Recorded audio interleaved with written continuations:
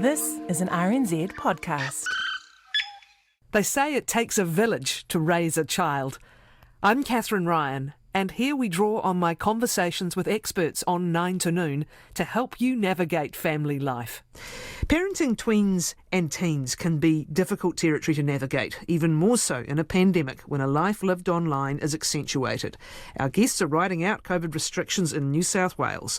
Clinical psychologist Jo Lamble and family GP Ginni Mansberg have combined their years of experience working with families to write a practical parenting guide. Their book, The New Teen Age, How to Support Today's Tweens and Teens to Become Healthy, Happy Adults. It's specifically designed for parents, step-parents and carers. Jo Lamble is with us first. Good morning and welcome, Jo. Good morning, Catherine. Goodness, you two, everyone working virtually at the moment, of course, but you two have had a good friendship and a good professional relationship going back some time. How does it work together?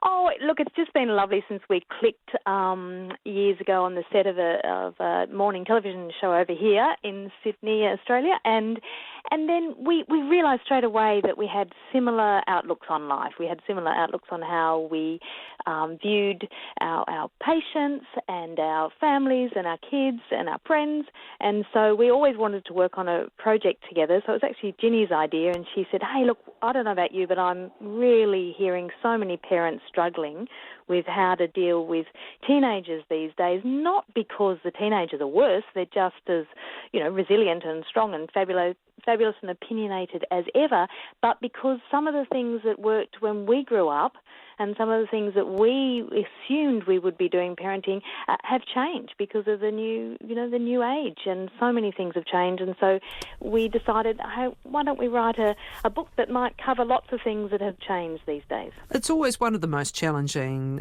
stages of parenting because so much, as you say, so much wonderful change is happening, but that change is challenging, and sometimes you wonder whether the child you had yesterday is the same person you've got today. But can you first perhaps describe the actual developmental stages we're at here with teens and tweens, and then we'll talk a little bit more about why it's so much more complicated and what parents are telling you. Well, in their teenage years, the most important change I probably would say is that their friends mean everything to them. So you can see why in the pandemic that has affected them so much, because they need that connection. That's what they're wired. They're wired to turn to their friends and to read their friends' faces and their friends' messages stronger than ours. So that's a really important transition that we need to allow them. They need to be released to be able to do that. They also want to increase their independence. They're forming opinions. They're wanting to be older. They're wanting to learn more responsibility. So all of these things are coming at the same time that us parents, we're getting more fearful because we're thinking, wow, there's so much danger out there, and please, I wish you were just still tiny and I could just wrap you up and protect you. But now there's that long period where they're trying to push the limits and push out, and they need to know that there are boundaries, but they also need to be able to learn to develop and let go, because we are just there helping them transition into adulthood. Jo, there's a lot of complications. That's why I was trying to sort of also get clear on the ages that we're talking about. And I don't mean age chronologically, but developmentally, because for a start, our young women in particular are often entering puberty earlier than they were. And when can this stage really begin to hit? And can it be surprising how early it can begin? Yeah, I think this stage, generally that we cover in the book, I think if you've got a child from age 10 onwards, I think it would really help. But it doesn't hurt to prepare yourself and read some of this material even before they go through puberty. So early on, wow, because what one of the main messages we cover in the book is it's your connection with your teen that will keep them safe, and that connection is going to be mainly based on listening to them, talking to them, sharing, being able to have the difficult conversations, being able to hear anything, being able to talk about anything. And so if you can see that if you're able to establish that as early as possible, then when they're entering puberty and all the physical changes, the emotional changes, you're better equipped to deal with that. So yes, I would say from the age of 10 right through to, the adult brain doesn't fully develop till 25, so at least early 20s they're still pretty much teenagers. Jo, just before we welcome Ginny, I was also keen as to whether you are hearing from parents they're either worried because obviously the world is changing and changing as quickly as it is, and they can't sort of see a future that looks familiar to them for their children, and are some feeling like failures again because these challenges, we're going to talk about technology at the moment, these challenges are new, and until you begin to break things down to those basic principles, you feel like you're up against it. Yeah, that's right. I think that's one of the main reasons Ginny and I decided to write the book is we saw parents just filled with fear. They were filled with fear and they were filled with a sense of failure. So anything that went wrong with their child, if their child was struggling in friendships or had some mental health issues or had made some bad choices, some mistakes, the parents were blaming themselves for everything and feeling like, oh my gosh, where did I go wrong? How did this happen to my child? It must be my fault. And wow, that's just so sad that we don't want parents out there full of fear and feeling like failures. We want them to know they've got this, that they can still be there, teenagers rock, they are still there, they can look to us for their guidance, for their strength as they grow into adults. So we don't want them to be so afraid. Well, let's look for some key tips from both of you, and welcome family GP Ginni Mansberg, who's written this book with clinical psychologist Jo Lamble. Hi, Ginny. Let's start. How's it going? I'm really good. Thanks very much, and thanks for your time. Let's talk about this particular challenge of technology and the social media world, which can be intimidating for parents. First, because you feel like you need to know so much to have your head around it. How do each of you come at this? And Ginny, go first on those basic principles that Jo said. You can be their rock. Communication is going to be the key to this relationship. But when it comes to dealing with those battles over tech and social media, what are some of the tips?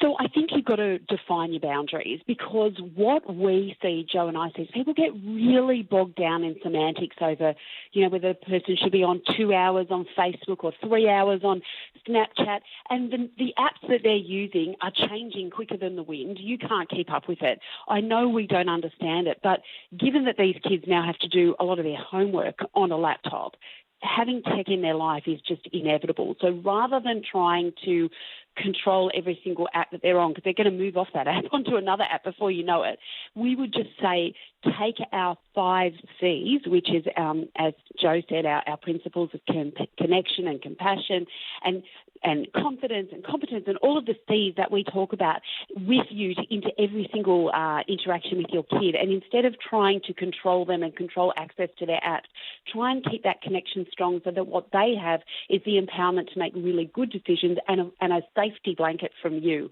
So that if they need your help, you're like the trainer wheels on the bike, gradually loosening your rails and loosening your controls so that they have a really good framework to use. This is a part of life now. We can't control it and we can't get rid of it. So let's talk about age, and again, that can vary depending on a child's stage of development, but you're pretty strict on saying 8 to 9-year-olds too young for smartphones. At what stage do you begin to have this kind of growing relationship where more is handed over to them? And I'm interested also, if one of you want to speak to it, on this concept of a contract. So I think in terms of age, what you'd be looking at is your own child and what their needs are. So if you are a parent who is lucky enough to be able to drop your child off at school, pick them up from school, and they're always in the care of an adult when they're in sort of primary school, I'm not sure that they need a phone. I mean, it's lovely to have the games to play and that sort of thing, but in terms of it being a necessity, it's not really a necessity. But if you think that your child might get themselves into trouble and they're on their own, a lot of the time they're getting themselves to and from school, then I wouldn't put a hard and fast age on it. It's about knowing your child and what their needs, their individual needs are. Jo, do you want to talk to contracts? Yeah, I think that the idea of a contract, it's such a good idea because that mirrors life. A lot of what we're doing as parents is trying to prepare them for adulthood, and so any life lesson we can give, and we know adult life is full of contracts. So I always recommend to my clients that, when they think, as Ginny said, when you think your child is ready for a phone for maturity reasons or practicality reasons, then surprise them with it. Surprise them with it and say, hey, okay, here is your first smartphone. And so they're so excited by it that they are then often very willing to do whatever you suggest in order for them to have it. So you say, okay, so what comes with this phone is a contract. And the contract is something that we're all going to sign, and in that contract are also going to be the consequences if you break the contract. So things like in the contract you can put, you've got to agree that the phone will be out of your room at night.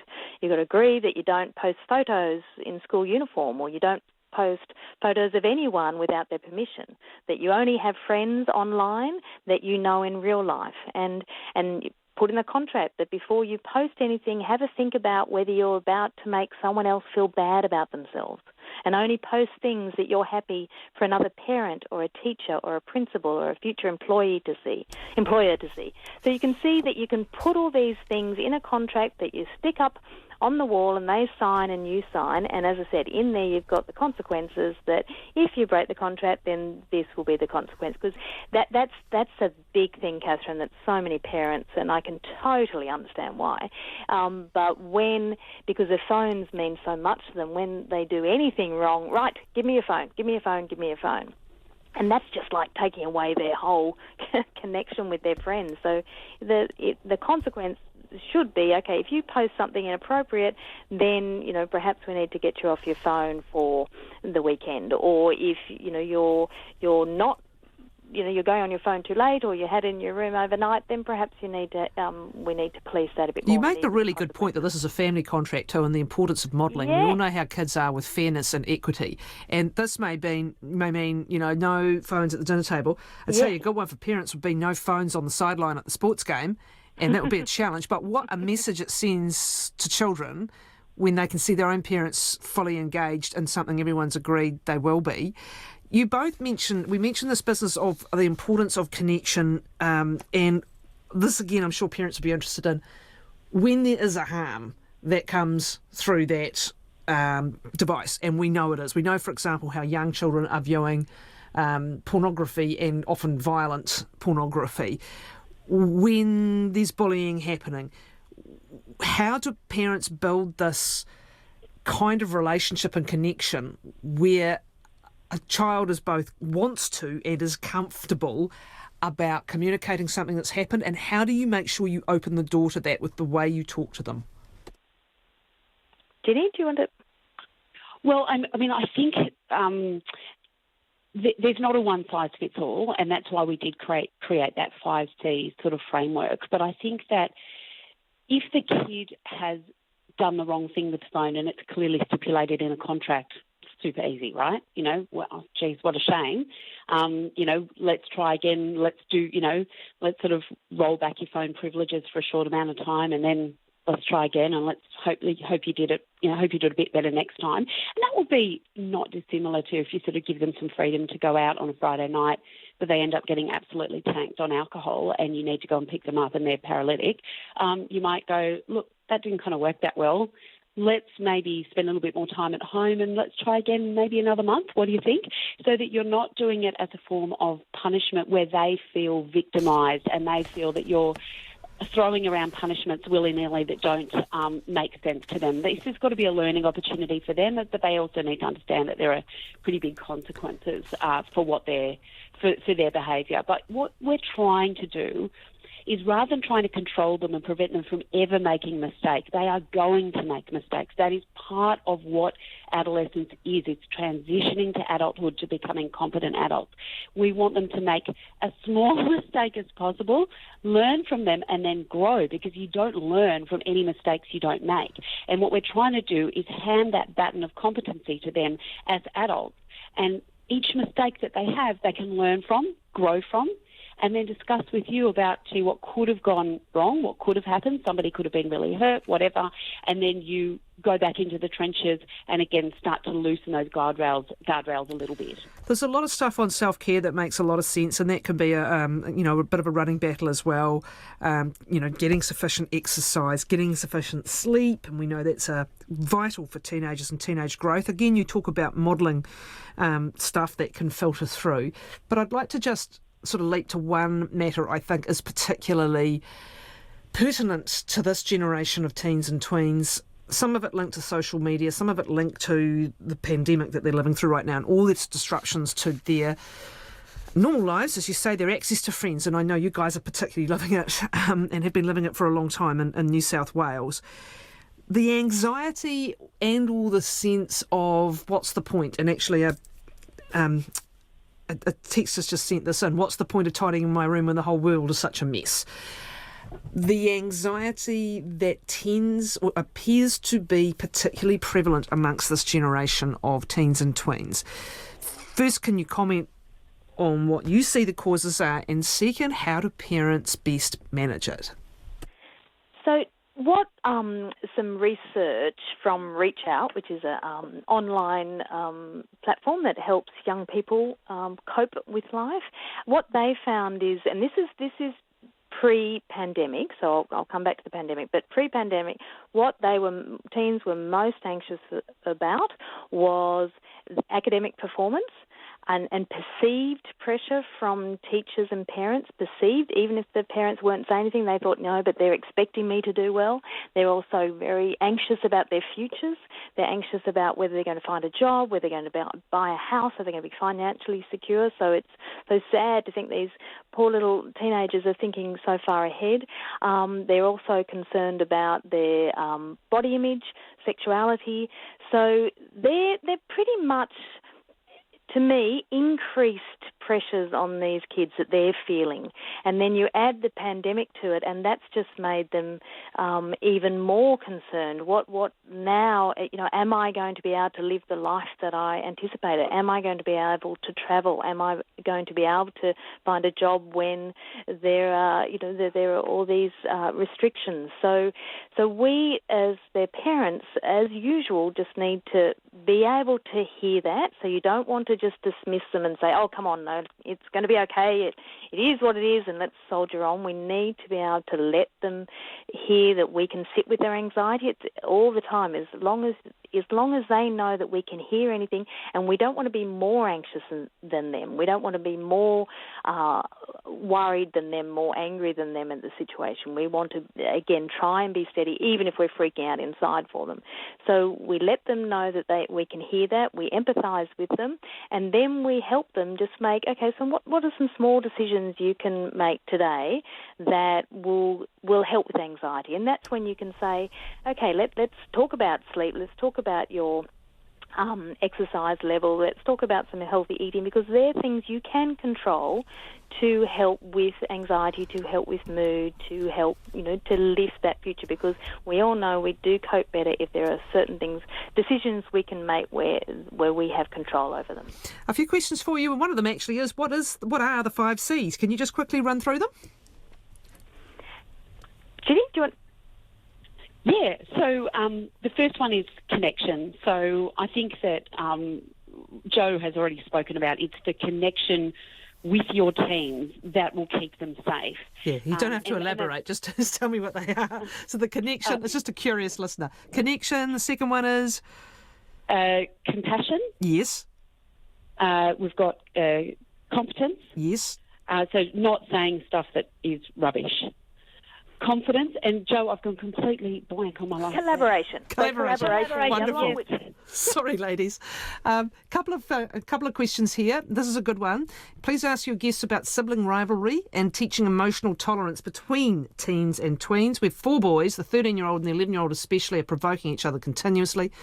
One beatboxes wherever he goes, but the ongoing repetitive sounds make the other cede and retaliate with fierce verbal abuse, and then it escalates. Then there are the sly looks, under-the-breath insults, intentional bumps, actions, etc., all of which rapidly escalate to rage. How can we teach tolerance and calm responses? Some of these days are very long. I have to say, all of them sound familiar to me, but what are the best ways of handling? First, could you just say what's going on with that kind of sibling provocation? Oh, it sounds what your listeners written is sounds, as old as time. Siblings do have rivalry. That's what they're competing, and that's why birth order often is so significant in our development. They are designed to compete for attention, which is often the main thing, and they are designed to they look up to older siblings, and they often, but that might not come out in admiration. That might come out in annoying them. So the main thing is, I always think, again, opportunity for a life lesson, definitely to model empathy, so to help each child have empathy for each of their siblings. And empathy means, just imagine what it's like for your brother, given his situation, his age, his personality. What do you think is going on for him? That's really, a wonderful life lesson. And secondly, teaching them, look, at some point you're going to be living with flatmates. You're going to be living in a family, your own family. You're going to be living with a partner. You're going to be in a workplace. You're going to need to be able to tolerate things. You're going to be able to, if a flatmate is annoying you because of the noises they're making or how they're not helping around the house, how are you going to approach it? You want to say, okay, how can you use your words?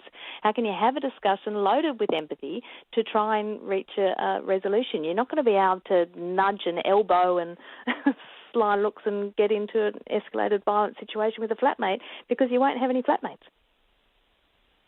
And just one more thing, Catherine, is I think violence. I wouldn't have any tolerance for violence. So if one of the brothers is punching the other one up, I know boys do have punch-ups, but I think that just can't be tolerated. Just there's a subliminal message around violence there. If you tolerate it between brothers, that violence in general is okay. I think that's just something that you've got to have a zero tolerance for. Great advice. It's going to be a persistent one, that one, because it just seems to be a hardwired behaviour, but great advice on how to persistently keep coming at it. And our thoughts are with you. 4 boys, well done. Great stuff. Very, very quickly, just in 30 seconds, if you would, Anna's asking about passwords and access to your kids' devices.